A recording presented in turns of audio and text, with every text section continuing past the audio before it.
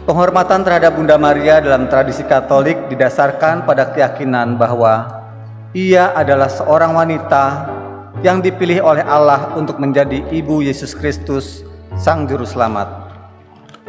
Maria dianggap sebagai tokoh suci yang sangat penting dalam iman Katolik karena perannya sebagai Ibu Yesus serta sebagai contoh kesucian, kepatuhan, dan iman yang diperlukan bagi setiap orang Kristen. Secara teologis, penghormatan terhadap Bunda Maria didasarkan pada konsep imitatio Mariae atau peniruan Maria. Konsep ini mengajarkan bahwa umat Kristen harus meniru teladan kesucian, kepatuhan, dan iman yang ditunjukkan Maria selama hidupnya. Dalam penghormatan terhadap Maria, umat Katolik juga memahami bahwa penghormatan tersebut tidak merusak kepercayaan mereka kepada Allah, tetapi sebaliknya mengarahkan umat Kristiani kepada hubungan yang lebih dekat dengan Sang Pencipta melalui doa kepada Maria.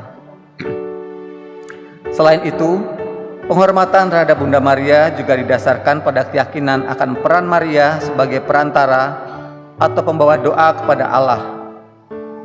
Sebagaimana tercantum dalam kitab suci, Maria menjadi perantara bagi umat manusia ketika ia meminta Yesus untuk mengubah air menjadi anggur dalam pernikahan di Kana.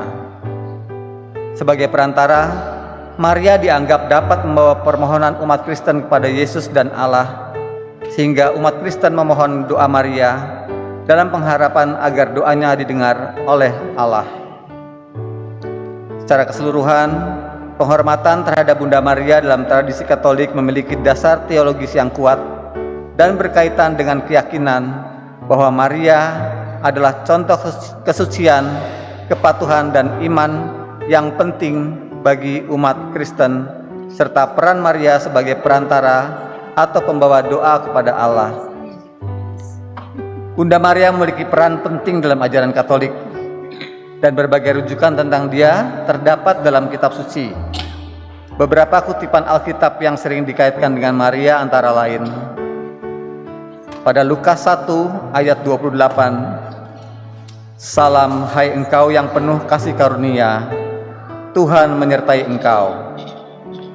Ayat ini merupakan bagian dari kisah penampilan malaikat Gabriel kepada Maria untuk memberitahukan bahwa ia akan menjadi Ibu Yesus Kristus.